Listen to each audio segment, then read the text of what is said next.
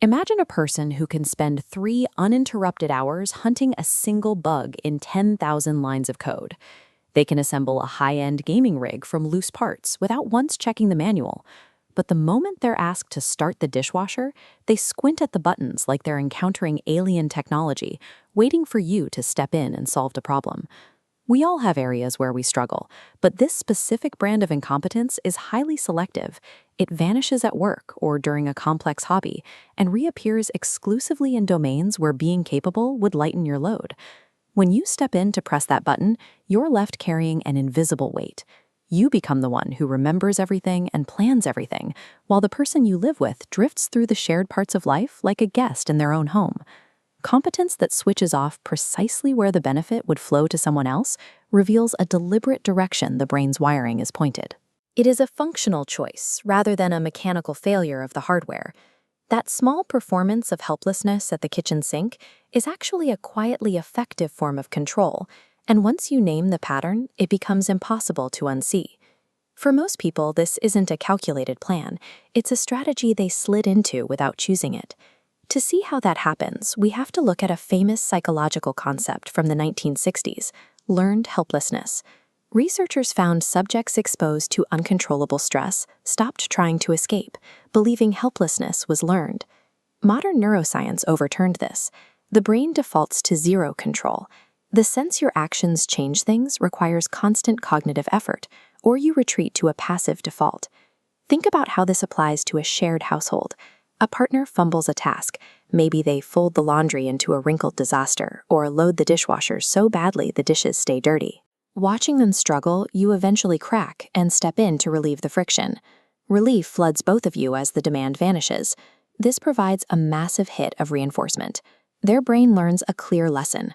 When I perform inability, the unpleasant task goes away. Every time you rescue a partner from a chore, you are inadvertently teaching their brain that performing inability is the ultimate survival strategy for a comfortable life. Differentiating between genuine struggle and strategic behavior is essential for avoiding false accusations. If you think you're living inside this loop, watch for these 4 signs. First is the rehearsed excuse. Listen for automatic phrases like, "I'll only mess it up," or "You're so much better at this." These sound humble, but their function is to hand the task back to you while making your refusal feel unreasonable. The second sign is the flat line of improvement. People naturally learn through curiosity, but strategic helplessness stays perfectly level. While they grow more skilled in their hobbies every week, their ability to sort the bins or follow a recipe remains frozen in time. Third is the deceptive use of the word help. When a partner offers to help with the kids or help with dinner, they are subtly assigning ownership of the job to you. To help is to assist with someone else's responsibility. Finally, watch for the blame flip. When you point out a task was done badly, the response is redirection. Suddenly, the conversation is about your tone or your lack of clear instructions, and you leave the room apologizing for how you raised the issue. These 4 tactics act as an immune system for the pattern, making it more exhausting to point out the problem than to just do the work yourself. The visible annoyance of extra chores masks a much heavier, invisible burden that researchers call the mental load. We can divide household work into 3 layers: the physical labor of cleaning, the emotional labor of smoothing feelings, and the massive, complex layer of cognitive labor. Cognitive labor is the constant tracking, planning, and anticipating required to keep a shared life from grinding to a halt.